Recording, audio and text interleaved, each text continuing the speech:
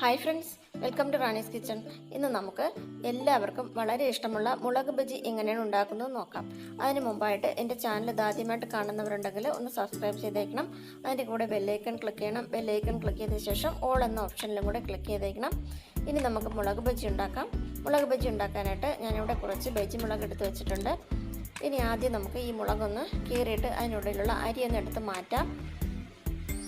ചിലപ്പോൾ നമ്മൾ കടയിൽ നിന്നും ബജി കഴിക്കുമ്പോൾ മുളക് ബജി കഴിക്കുമ്പോൾ എരിവ് കാരണം നമുക്ക് കഴിക്കാനേ പറ്റില്ല. അപ്പോൾ ഇതിൻ്റെ എരിവ് മാറ്റാനായിട്ട് ഇതുപോലെ കത്തി വെച്ചിട്ടൊന്ന് കീറിയ ശേഷം സ്പൂൺ കൊണ്ടോ കത്തി കൊണ്ടോ ഇതിനുള്ളിലുള്ള അരി ഒന്ന് എടുത്ത് മാറ്റുവാണെങ്കിൽ മുളക് ബജിയിൽ അധികം എരിവ് ഉണ്ടാകില്ല. അപ്പോൾ കുട്ടികൾക്ക് വേണമെങ്കിൽ നന്നായിട്ട് കഴിക്കാനായിട്ട് പറ്റും.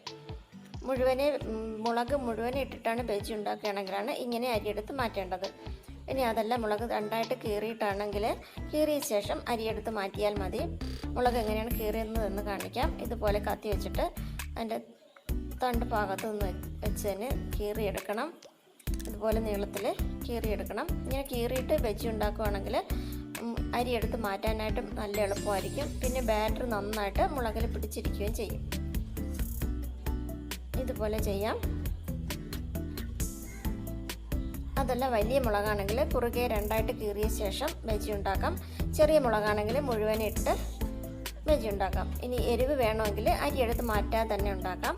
മുളകിൽ ഞാൻ കുറച്ച് ചൂടുവെള്ളം ഒഴിച്ചു വെച്ചിട്ടുണ്ട്. അതിലേക്ക് കുറച്ച് പുളി പിഴിഞ്ഞ വെള്ളം ഒഴിച്ചു കൊടുക്കാം.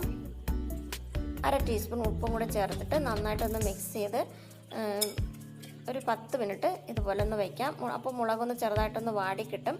അപ്പോൾ ബാറ്റർ മുളകിൽ നന്നായിട്ട് പിടിച്ച് കിട്ടും. ഇനി ഇതിലേക്കുള്ള ബാറ്റർ തയ്യാറാക്കാം. അതിനായിട്ട് ഞാൻ 1/2 കപ്പ് കടലമാവ് എടുത്തിട്ടുണ്ട്. അതിലേക്ക് 2 ടേബിൾ സ്പൂൺ അരിപ്പൊടി ചേർക്കാം. 1 ടീസ്പൂൺ മുളക് പൊടി ചേർക്കാം. 1/2 ടീസ്പൂൺ പെരിഞ്ജീരകത്തിൻ്റെ പൊടി, 1/2 ടീസ്പൂൺ കായത്തിൻ്റെ പൊടി, 1 നുള്ളു സോഡാപ്പൊടി, ആവശ്യത്തിന് ഉപ്പ്. ഇത്രയും ചേർത്തിട്ട് നന്നായിട്ടൊന്ന് കുറച്ച് വെള്ളം ഒഴിച്ച് നന്നായിട്ടൊന്ന് മിക്സ് ചെയ്ത് ബാറ്റർ തയ്യാറാക്കാം. പച്ചവെള്ളം ഒഴിച്ച് വെച്ചെടുത്താൽ മതി. നല്ല കട്ടിക്ക് വേണം ബാറ്റർ തയ്യാറാക്കാൻ.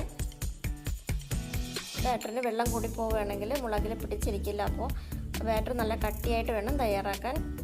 ഈ കട്ടിയിൽ ബാറ്റർ തയ്യാറാക്കിയെടുക്കണം. ഇനി ഈ മുളകൊന്ന് വെള്ളത്തിൽ നിന്ന് മാറ്റിയിട്ട് നന്നായിട്ടൊന്ന് തുടച്ചെടുക്കണം. തുണി വെച്ചിട്ടോ ടിഷ്യൂ വെച്ചിട്ടോ നന്നായിട്ട് തുടച്ചെടുക്കണം. ഞാനിപ്പോൾ മുളക് നന്നായിട്ട് തുടച്ചെടുത്ത് വെച്ചിട്ടുണ്ട്. എണ്ണ നന്നായിട്ട് ചൂടായ ശേഷം മുളക് ബാറ്ററിൽ മുക്കിയിട്ട് എണ്ണയിലേക്കിട്ട് ഫ്രൈ ചെയ്തെടുക്കാം. വളരെ എളുപ്പത്തിൽ തയ്യാറാക്കി എടുക്കാൻ പറ്റുന്ന ഒരു ഈവനിങ് സ്നാക്കാണ് മുളക് ബജി. എല്ലാവർക്കും ചായയോടെ കഴിക്കാൻ നല്ല ഇഷ്ടവുമാണിത്. എല്ലാവരും ഇതൊന്ന് ട്രൈ ചെയ്ത് നോക്കണം. Thanks for watching.